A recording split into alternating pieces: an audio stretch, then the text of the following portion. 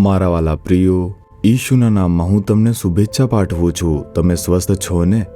શું તમે ખુશ છો? શું તમે પરેશાન થાઓ છો? બહારથી એવું લાગે છે કે હું ખુશ છું, હું ખુશ રહેવાનો પ્રયત્ન કરી રહ્યો છું, પરંતુ મારા હૃદયના ઊંડાણમાં હું પરેશાન છું. કોઈ કાર્ય વિશે વિચારું છું તો પરેશાન થઈ જાઉં છું. મને ખબર નથી તે શું છે, પરંતુ હું પરેશાન છું. શું તમને પણ એવું લાગે છે?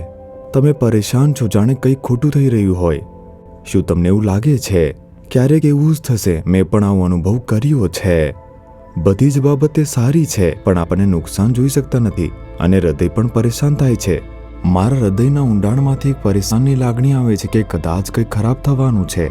શું તમે પણ આવું જ અનુભવી રહ્યા છો? નહીંતર તમારા પરિવારમાં કોઈક એવી ઘટના, શું તમારા નોકરીમાં કે વ્યવસાયમાં આવું કંઈક બની રહ્યું છે જે તમારા હૃદયમાં કોઈ પણ રીતે તકલીફ કરે છે? આ વાત સમજો કે શું આપણે દુનિયામાં રહેતા નથી. આપણો દુશ્મન તે શૈતાન છે. તે આપણને ડરાવવા, પરેશાન કરવા માટે ઘણો ઉત્સુક રહે છે. તે કોઈ કારણ વગર ભય પેદા કરશે. તે કોઈ કારણ વગર મૂંઝવણ પેદા કરશે. તમે તમારા હૃદયમાં ઊંડાણપૂર્વક વ્યથિત છો. શું આવી રીતે કોઈ પણ ચિંતા તમને થઈ રહી છે? આજે પ્રભુ તમને જોઈને કહે છે, યોહાન તેના 14 અધ્યાયનું 27 વચન જુઓ. તમારા હૃદયોને વ્યાકુળ થવા દેશો નહીં, ડરશો નહીં એમ કરીને. કેટલીક ઘટના સાંભળશો તો હૃદય વ્યથિત થશે. જ્યારે ઈસુ ખ્રિસ્ત પોતાના શિષ્યો સાથે વાત કરી રહ્યા હતા, તે તેમને છોડીને સ્વર્ગમાં જતા રહેવાના છે એના વિશે પણ વાત કરી. તેમણે તેમના મૃત્યુ વિશે અને તેમના સ્વર્ગમાં સ્વર્ગારોહણ વિશે પણ વાત કરી હતી. અમે 3.5 વર્ષ સુધી ઈસુ સાથે રહ્યા. હવે તે કહે છે છોડીને જતા રહેશે. આપણે કેવી રીતે જીવશું? હવે શું થવાનું છે? આવી એક ચિંતા હતી. શું તમારા હૃદયમાં પણ આવી કોઈ ચિંતા છે? મને ખબર નથી મારા બાળકોના જીવનમાં શું થવાનું છે. પતિને લગતી બાબતોમાં, પત્નીને લગતી બાબતોમાં તેઓ મારી ઓફિસમાં આવી વાતો કરે છે. મને ખબર નથી કે શું થશે. નવો કોઈ કાયદો આવવાનો છે એમ કહે છે. તેઓ આવું કામ કરશે, તેઓ આવું કહી રહ્યા છે. એક મુશ્કેલી ભરી લાગણી છે. શું મારી નોકરી કાયમી રહેશે? શું મને તે અસર થવાની છે? કોઈ કારણ વગર પ્રભાવિત થયા નથી તો પણ તકલીફની લાગણી ઉદ્ભવ થાય છે. શૈતાન તે આપણને તકલીફની સ્થિતિમાં રાખવા માટે માંગે છે. આ દુનિયાના સંજોગોના કારણે આપણે ક્યારેક તકલીફ અનુભવીશું. કારણ ગમે તે હોય, પરમેશ્વર કહે છે કે મારા બાળકો, તમારા હૃદયને તકલીફ ન આપો અને તેને ડરવા ન દો, કેમ કે હું તમારી સાથે છું. તેથી તમે વિશ્વાસ રાખો. આમ પ્રભુ કહે છે, વિશ્વાસ કરો. પ્રભુમાં આપણો વિશ્વાસ આપણને તકલીફની લાગણીને દૂર કરવામાં મદદ કરશે.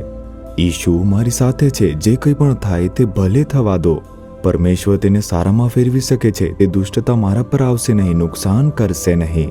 આવો એક વિશ્વાસ. શું તમે વિશ્વાસ કરો છો? ઈશુ કહે છે તમારા હૃદયને તકલીફ ન આપો, ન તો તેને ડરવા દો. મારા પર તમે વિશ્વાસ કરો. આમ પ્રભુ કહે છે, વિશ્વાસ. તે તમારી સાથે છે તેવો એક વિશ્વાસ. આ વિશ્વાસ તમારામાં મજબૂત રીતે રહે તે માટે સવારે ઉઠતાની સાથે જ બાઇબલ વાંચવું જોઈએ, પ્રાર્થના કરવી જોઈએ. તેથી જ અમે કહીએ છીએ, જ્યારે પ્રભુનું વચન વાંચીશું, પ્રાર્થના કરીશું, આપણી અંદર વિશ્વાસ મજબૂત થશે.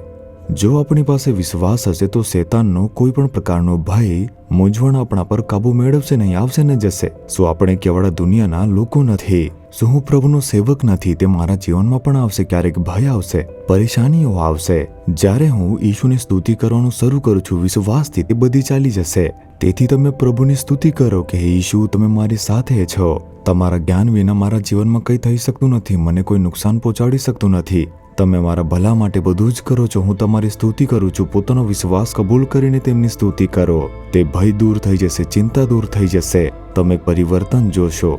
ઈશુ જે કહે છે આપણે તે સાંભળવું જોઈએ. શૈતાન કહેશે બસ બધું જ પૂરું થઈ ગયું. પરિસ્થિતિઓ જુઓ, બધું પૂરું થઈ ગયું છે. તમારી નોકરી પૂર્ણ થઈ ગઈ, વ્યવસાય પૂર્ણ થઈ ગયો, પરિવારનું કાર્ય પૂર્ણ થઈ ગયું. તેને સુધારી શકતા નથી. સંજોગોના આધારે શૈતાન તે આપણા મનમાં બોલે છે, શંકા લાવશે. પરંતુ તે તરફ ન જુઓ. તેના બદલે ઈશુએ શું કહ્યું છે તેની તરફ તમે જુઓ. ડરશો નહીં, પરેશાન થશો નહીં, વિશ્વાસ કરો, હું તમારી સાથે છું એમ. આ સંજોગો તે આજે જ બદલાઈ જશે. તમે જે કંઈ પણ વિશે પરેશાન છો, તમે આજ સુધીમાં તે બદલાતા જોશો. તમે જે કંઈ પણ વિશે ડરો છો તેવું કંઈ પણ થવાનું નથી. વિશ્વાસ કરો છો? જો એમ હોય તો કહો, હે ઈશુ, તમે મારી સાથે છો. તમે હંમેશા મારી સાથે છો. તેથી હું ડરીશ નહીં કે પરેશાન થઈશ નહીં. કંઈ પણ થઈ શકે છે. તમે તેને સારામાં ફેરવી નાખશો. દુષ્ટતા મને નુકસાન પહોંચાડી શકે નહીં. હું ચમત્કારો જોવા જઈ રહ્યો છું. હું તેમાં વિશ્વાસ કરું છું અને ઈશુ તમારી સ્તુતિ કરું છું. ઈશુના નામમાં આમેન, આમેન.